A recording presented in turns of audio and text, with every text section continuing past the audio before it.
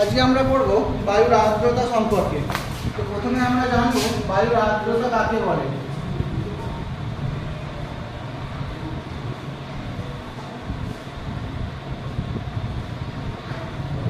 কাকে বলবো বায়ুর আর্দ্রতা? বায়ুর আর্দ্রতা বলতে বায়ুতে উপস্থিত জলীয় বাষ্পের পরিমাণকে বোঝায়। কি বললাম? বায়ুর আর্দ্রতা বলতে আমরা বায়ুতে উপস্থিত জলীয় বাষ্পের পরিমাণকে বোঝাই। এবার আমরা দেখবো আর্দ্রতা মাপার যন্ত্র। আর্দ্রতা মাপার যন্ত্র অর্থাৎ কোন যন্ত্র দিয়ে আমরা আর্দ্রতা পরিমাপ করি। নাম কি যন্ত্রটার? হাইগ্রোমিটার। এবার দেখবো আর্দ্রতার শ্রেণী বিভাগ। আর্দ্রতা ক রকমের? মূলত আমরা করবো দু রকমের। একটা হচ্ছে চরম আর্দ্রতা আর একটা হচ্ছে আপেক্ষিক আর্দ্রতা। আপেক্ষিক আর্দ্রতা। চরম আর্দ্রতা কাকে বলবো? নির্দিষ্ট সময়ে নির্দিষ্ট আয়তনের বায়ুতে উপস্থিত জলীয় বাষ্পের পরিমাণকেই ওই বায়ুর চরম আর্দ্রতা বলা হয়। দুটো কন্ডিশন, কি কি কন্ডিশন? এক হচ্ছে নির্দিষ্ট সময় আর একটা হচ্ছে নির্দিষ্ট আয়তন। বোঝা গেল? তাহলে কি দাঁড়ালো বিষয়টা? নির্দিষ্ট উষ্ণতায় নির্দিষ্ট আয়তনের বায়ুতে উপস্থিত জলীয় বাষ্পের পরিমাণটাই হলো ওই বায়ুর চরম আর্দ্রতা। আর আপেক্ষিক আর্দ্রতা কাকে বলবো? আপেক্ষিক আর্দ্রতা হলো একই রকম ভাবে দুটো কন্ডিশন থাকবে এখানে, নির্দিষ্ট উষ্ণতা আর নির্দিষ্ট আয়তনের বায়ুতে যে পরিমাণ জলীয় বাষ্প আছে ওই উষ্ণতায় ওই বায়ুকে সম্পৃক্ত করার জন্য আরো যে পরিমাণ জলীয় বাষ্পের প্রয়োজন, দুটোর অনুপাতকে বলা হয় আপেক্ষিক আর্দ্রতা। আপেক্ষিক আর্দ্রতা সবসময় আমরা শতকরা হিসাবে প্রকাশ করে থাকি। অর্থাৎ নির্দিষ্ট উষ্ণতায় নির্দিষ্ট আয়তনের বায়ুতে যে পরিমাণ জলীয় বাষ্প আছে ওই উষ্ণতায় ওই বায়ুকে সম্পৃক্ত করার জন্য আরো যে পরিমাণ জলীয় বাষ্পের প্রয়োজন, এই দুটোর অনুপাতটাই হলো আপেক্ষিক আর্দ্রতা। আপেক্ষিক আর্দ্রতাকে আমরা শতকরা হিসাবে প্রকাশ করে থাকি। কিভাবে প্রকাশ করে থাকি? শতকরা হিসাবে। বুঝেছো? অসুবিধা নেই তো? বেশ, এবার দেখবো আর্দ্রতার ভিত্তিতে বায়ু ক রকমের। একটুখানি এটা দেখে নিই। আর্দ্রতার ভিত্তিতে বায়ু হচ্ছে তিন রকমের। এইগুলোকে বোঝো একটু। আর্দ্রতার ভিত্তিতে বায়ু তিন প্রকার। কি কি তিন প্রকার?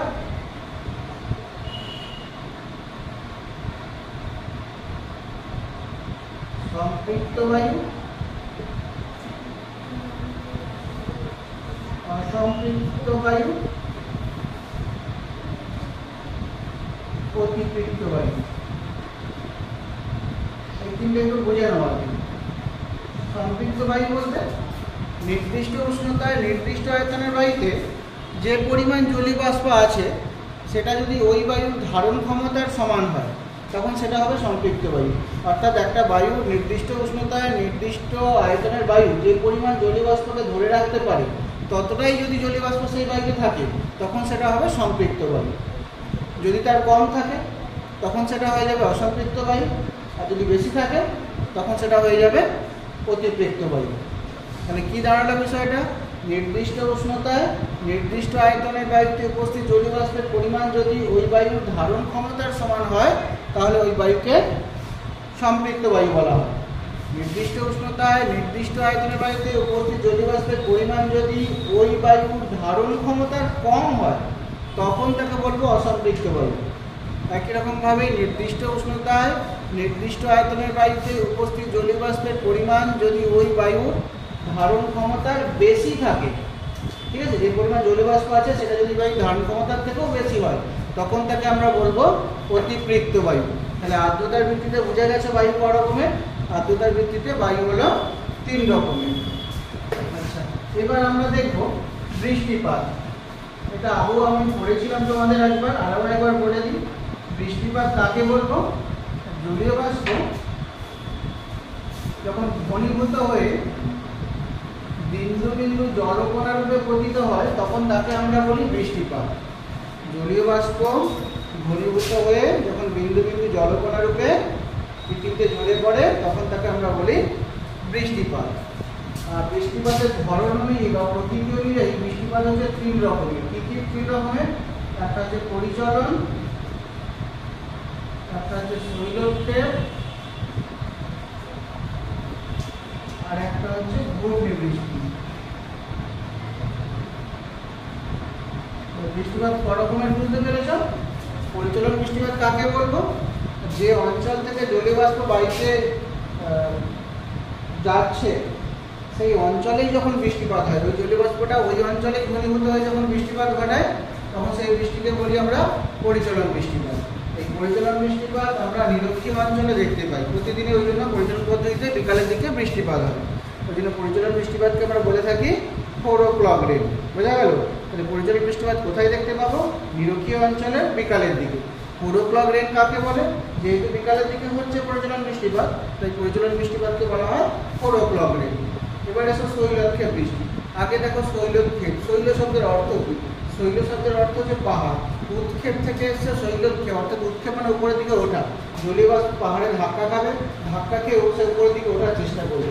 যত উপরের দিকে যাবে তত সে ঠান্ডা হবে, ঘনীভূত হবে এবং মেঘে পরিণত হবে, তারপর বৃষ্টি রূপে ঝরে পড়বে। তখন তাকে বলা হচ্ছে শৈলক্ষেপ বৃষ্টি। এই বৃষ্টিপাতটা পর্বতের যে ঢালে হবে, তোমরা দিকে দেখো কল্পনা করো, এটা একটা পাহাড়, এখান থেকে জলীয় বাষ্পটা যাচ্ছে, পাহাড়ে ধাক্কা করে যখনই সে উপর দিকে উঠতে শুরু করবে, যখনই সে উপর দিকে উঠবে এই অঞ্চলে সে মেঘের সৃষ্টি হবে, ফলে এই ঢালে বৃষ্টি রূপে ঝরে পড়বে। এই যে ঢালে বৃষ্টিপাতটা হচ্ছে সেই ঢালটাকে বলা হচ্ছে প্রতিবাদ ঢাল। বোঝা গেল? যে ঢালে বৃষ্টিপাত হচ্ছে সেটা প্রতিবাদ ঢাল। আর এই ঢালে বৃষ্টিপাত হবে না, কারণ বায়ু কি হবে? নিম্নমুখী। নিম্নমুখী হওয়ার জন্য বায়ুর উষ্ণতাও বাড়তে থাকবে। আর যখন বাষ্পপূর্ণ বায়ু, যখন ওই বায়ুটা পর্বতের অনুবাদ ঢালে সে পৌঁছাবে, তখন তাদের আর জলীয় বাষ্প বিশেষ থাকবে না, ফলে বৃষ্টিপাত ঘটবে না। ফলে এই অঞ্চলে বৃষ্টি ছায়া অঞ্চলের সৃষ্টি হবে। কিসের সৃষ্টি হবে? বৃষ্টি ছায়া অঞ্চল। এটা একটা নাম হচ্ছে অনুবাদ ঢাল, ঢালটার নাম হচ্ছে প্রতিবাদ ঢাল। জলীয়বাষ্পপূর্ণ বায়ু পর্বতে যে ঢালে বৃষ্টিপাত ঘটায় তাকে আমরা বলি প্রতিবাদ ঢাল। এর বিপরীত ঢালটাকে বলি আমরা অনুবাদ ঢাল। অনুবাদ ঢালের আরেকটা নাম হচ্ছে বৃষ্টি ছায়া অঞ্চল, কারণ ওই অঞ্চলে বৃষ্টিপাত হয় না। কেন হয় না? কারণ বায়ু নিম্নমুখী, তাছাড়া ওই বায়ুতে জলীয়বাষ্প বিশেষ থাকে না, ওই জন্য বায়ুটাতে বৃষ্টিপাত বিশেষ হয় না। বোঝা গেল? তাহলে দুটো বৃষ্টিপাত বুঝলে। এবার প্রতিবাদ ঢালের উদাহরণ বা অনুবাদ ঢালের উদাহরণ দেখে রাখো। আমাদের বৃষ্টি ছায়া অঞ্চলের উদাহরণ দেখে রাখো। মেঘালয় মালভূমির শিলং হচ্ছে একটা বৃষ্টি ছায়া অঞ্চলের উদাহরণ। বোঝা গেল? মেঘালয় মালভূমির শিলং একটা বৃষ্টি ছায়া অঞ্চলের উদাহরণ। তাছাড়া ভারতের পশ্চিমঘাট পর্বতের পূর্ব ঢাল, সেটাও একটা বৃষ্টি ছায়া অঞ্চলের উদাহরণ। বোঝা গেল? তাহলে পশ্চিমঘাট পর্বতের পশ্চিম ঢালটা হয়ে যাবে তোমার প্রতিবাদ ঢাল। বোঝা গেল? একইভাবে গাঢ় পাহাড়ের দক্ষিণ ঢালটা হয়ে যাবে প্রতিবাদ ঢাল, আর উত্তর ঢালটা হয়ে যাবে অনুবাদ ঢাল। ক্লিয়ার হয়েছে এই পর্যন্ত? এবার দেখো ঘূর্ণি বৃষ্টি কাকে বলবো? জলীয়বাষ্পপূর্ণ বায়ু বা দু রকমের বায়ু, একটা জলীয়বাষ্পপূর্ণ বায়ু অর্থাৎ উষ্ণ আর্দ্র বায়ু, আর একটা শীতল শুষ্ক বায়ু। এই দুটো বায়ুর মধ্যে যখন সংঘর্ষ ঘটবে তখন ঝিরিঝিরি বৃষ্টি হবে, সেটা হয়ে যাবে ঘূর্ণি বৃষ্টি। অথবা কোথাও নিম্নচাপ সৃষ্টি হলে সেই নিম্নচাপ পূরণ করার জন্য আশেপাশে উচ্চচাপ অঞ্চল থেকে ওই নিম্নচাপ কেন্দ্রের দিকে বায়ু ছুটে যায়। বুঝে গেল? তখন ওই উষ্ণ বায়ু আর শীতল বায়ু সংঘর্ষের ফলেও সেখানে বৃষ্টিপাত ঘটে থাকে। বোঝা গেল? তাহলে ঘূর্ণি বৃষ্টি কাকে বলবো? দুটো বিপরীতধর্মী বায়ুরাশির সংঘর্ষের ফলে যে বৃষ্টিপাতটা ঘটে তাকে আমরা বলে থাকি ঘূর্ণি বৃষ্টি। তাহলে 3 প্রকার বৃষ্টিপাত ছবি সহ তোমরা লিখতে পারবে। ঘূর্ণি বৃষ্টির ছবি যদি আমরা ড্রয়িং করি তাহলে কীরকম দেখাবো?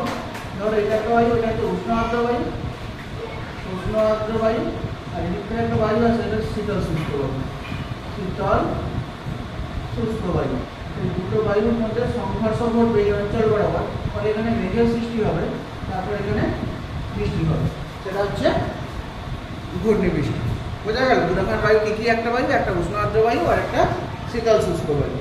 যেখানে সংঘর্ষ ঘটে বা যে এলাকা বরাবর সংঘর্ষ ঘটে তাকে আমরা বলে থাকি বায়ু সীমান্ত। বোঝা গেল? যে উষ্ণ আর্দ্র এবং শীতল শুষ্ক বায়ু বায়ু সীমান্তবর্তী অঞ্চলে সংঘর্ষের ফলে মেঘের সৃষ্টি হয় এবং ওই মেঘ থেকে যখন বৃষ্টিপাত ঘটে তখন তাকে বলে থাকি ঘূর্ণি বৃষ্টি। 3 প্রকার বৃষ্টি তোমরা লিখতে পারবে। এবার বৃষ্টিপাতের যে ফোঁটাগুলো পড়ে বা জলের আকার অনুযায়ীও বৃষ্টিপাত অনেক রকমের হয়ে থাকে। যেমন ধরো খুব সূক্ষ্ম সূক্ষ্ম যদি হয়ে থাকে তখন তাকে আমরা বলে থাকি ইলসে গুঁড়ি বৃষ্টি বা গুঁড়ি গুঁড়ি বৃষ্টি। বুঝা গেল? কখনো কখনো শুধু বরফ পড়ে তখন তাকে কী বলে থাকি? যখন শুধু বরফ পড়ে তখন তার নাম কী হয়? বুঝা গেল? তখন তাকে আমরা বলি শিলাবৃষ্টি। আর যখন বরফ আর তোমার কী বলে বৃষ্টি দুটোই একসাথে এসে থাকে তখন তাকে আমরা বলে থাকি স্লিট। বোঝা গেল? বরফ আর জলকণা তুষারকণা যখন একসাথে পতিত হয় তখন তাকে বলি স্লিট। যখন বড় বড় শিলাখণ্ডগুলো পড়তে থাকে তখন তাকে বলি শিলাবৃষ্টি।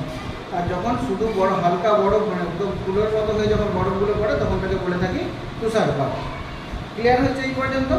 এবার দেখো তাহলে জলের আকার অনুযায়ী বৃষ্টিপাত কী কী দেখলাম। একটা হচ্ছে গড়ি গড়ি বৃষ্টি, গড়ি গড়ি বৃষ্টি যখন জলকণাগুলোর আকার 0.5 মিলিমিটারের কম। জলকণার আকার যখন 0.5 মিলিমিটারেরও কম হবে তখন তাকে আমরা বলে থাকি গড়ি গড়ি বৃষ্টি বা ইলসের গড়ি বৃষ্টিও বলা হয়। বোঝা গেল? যখন গড়ি গড়ি বৃষ্টি হলো যখন এর সঙ্গে আসবে তোমার বরফ আর জল দুটোই পড়বে, বরফের কণাও থাকবে, বরফ কণা প্লাস জল কণা দুটো একসাথে গঠিত হবে তখন তাকে বলি আমরা স্লিট। বোঝা গেল? যখন বরফ স্লিট যখন বড় বড় বরফ কণা পড়বে, বরফ কণা তখন তাকে বলে থাকি, যখন বড় বড় বরফ কণাটা পড়বে তখন তাকে বলে থাকি শিলাবৃষ্টি বা হিলস্টর্ম। তখন তাকে বলে থাকি আমরা শিলাবৃষ্টি বা হিলস্টর্ম। আর কখন কখন তুষারপাত ঘটে, স্নোফল। বুঝতে পারলো? কখনো কখনো তুষারপাত ঘটে। তাহলে জলকণার আকার অনুযায়ী বা বরফকণার আকার অনুযায়ী বা ধরন অনুযায়ী দেখতে পাচ্ছ বৃষ্টিপাত মোটামুটিভাবে 4 রকম। এই পর্যন্ত তোমরা বুঝতে পেরেছো? এবার আমরা দেখবো শিশির আর কুয়াশা। শিশির কাকে বলবো? ভূপৃষ্ঠ সংলগ্ন জলীয় বাষ্প। আচ্ছা আগে শিশির অঙ্কটা বলবো, শিশিরটা বুঝতে গেলে আগে শিশির অঙ্ক বলবো। শিশির কাকে বলবো? শিশির অঙ্ক হচ্ছে সেই উষ্ণতায় যে উষ্ণতায় শিশির পড়তে শুরু হয়, যে উষ্ণতায় তুষার পড়তে শুরু হয় সেই উষ্ণতাটাকেই বলা হয় শিশিরাঙ্ক। বোঝা গেল? এখন ভূপৃষ্ঠ সংলগ্ন অঞ্চলের বায়ুস্তর যদি শিশিরাঙ্কে পৌঁছে যায়, ভূপৃষ্ঠ সংলগ্ন যে জলীয় বাষ্প আছে, বায়ুস্তরে যে জলীয় বাষ্প আছে সেটা বিন্দু বিন্দু জলকণা রূপে ঘাসের ডগা গাছের পাতায় জমে যাবে। আমরা শীতকালে এগুলো দেখতে পাই, একে বলা হয় শিশির। বুঝতে পারলে? তো শিশির কাকে বলবো? ভূপৃষ্ঠ সংলগ্ন বায়ুস্তরের জলীয় বাষ্প যখন বিন্দু বিন্দু জলকণায় পরিণত হয়। বোঝা গেল? আর বায়ুটা অবশ্যই তোমার সম্পৃক্ত বায়ু থাকবে এবং সে বায়ু শিশিরাঙ্কে পৌঁছে গেছে, তখন আমরা শিশিরের সৃষ্টি দেখতে পাবো। এবারে সব কুয়াশা কিছুটা উপরে দেখতে পাই যেগুলো আমাকে সূক্ষ্ম সূক্ষ্ম জলকণা, সূক্ষ্ম সূক্ষ্ম জলকণা বাতাসে ভেসে বেড়াচ্ছে তখন তাকে আমরা বলি কুয়াশা। বোঝা গেল? সূক্ষ্ম সূক্ষ্ম জলকণা যখন বায়ুস্তরে ভেসে বেড়ায়, ভূপৃষ্ঠ সংলগ্ন বায়ুস্তরে ভেসে বেড়ায় তখন তাকে আমরা বলে থাকি কুয়াশা। বোঝা গেল? কুয়াশা বুঝেছ, শিশির বুঝেছ। এবার দেখো ধোঁয়াশা। অনেক সময় কি হয় কুয়াশা আর শিশির পুরো শিল্প অঞ্চলগুলোতে বায়ু দূষণের ফলে যে ধোঁয়াটা বাতাসে মিশছে আর যে তোমার কুয়াশাটা সৃষ্টি হচ্ছে, কুয়াশা আর ধোঁয়া দুটো একসাথে মিশে যায়, মিশে গিয়ে একটা আলোক রাসায়নিক বিক্রিয়া ঘটে, তাহলে একটা বিষাক্ত পরিবেশের সৃষ্টি হয়, তখন তাকে আমরা বলে থাকি ধোঁয়াশা। বুঝতে পারি? তখন ধোঁয়াশার সৃষ্টি হয়, রাসায়নিক বিক্রিয়ার ফলে ধোঁয়াশার সৃষ্টি হয়। এটা মানে বায়ু দূষণের ফলে একটা মারাত্মক ক্ষতিকারক প্রভাব পড়ে ধোঁয়াশার উপরে। তো অনেক সময় কী হয় ধোঁয়াশার ফলে প্রচুর মানুষও মারা যায়। বুঝে গেল? তো শিল্পাঞ্চল বা শহরাঞ্চলগুলোতেই আমরা ধোঁয়াশা দেখতে পাবো। কেন? কারণ সেখানে বায়ু দূষণের পরিমাণ বেশি, এই বায়ু ধোঁয়ার সাথে কুয়াশা মিশে যাবে, মিশে গিয়ে আলোক রাসায়নিক বিক্রিয়ার ফলে একটা ধোঁয়াটে অবস্থা সৃষ্টি করবে, তাকেই বলে থাকি আমরা ধোঁয়াশা। লিখতে পারবে তো এই পর্যন্ত? তাহলে কী কী দেখলাম? শিশির দেখলাম, কুয়াশা কাকে বলবো বলো একবার?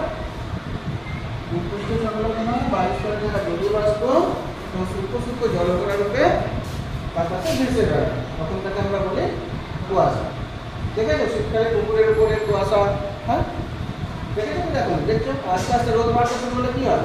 কুয়াশাগুলো অদৃশ্য হয়ে যায়, তাই তো? কুয়াশার সুবিধা অসুবিধা কি? অসুবিধাই বেশি। কুয়াশা হলে দূরের জিনিসকে আমরা দেখতে পাই না, তাই তো? তখন যদি খুব জোরে গাড়ি চালাও কী করবে? অ্যাক্সিডেন্ট করবে, কুয়াশার ফলে দুর্ঘটনা ঘটে যায়। বোঝা গেছে? মানে কুয়াশা দেখলে, শিশির দেখলে, শিশিরাঙ্ক দেখলে, শিশিরাঙ্ক আগে বলছিলাম যে উষ্ণতায় শিশির পড়া শুরু হয়।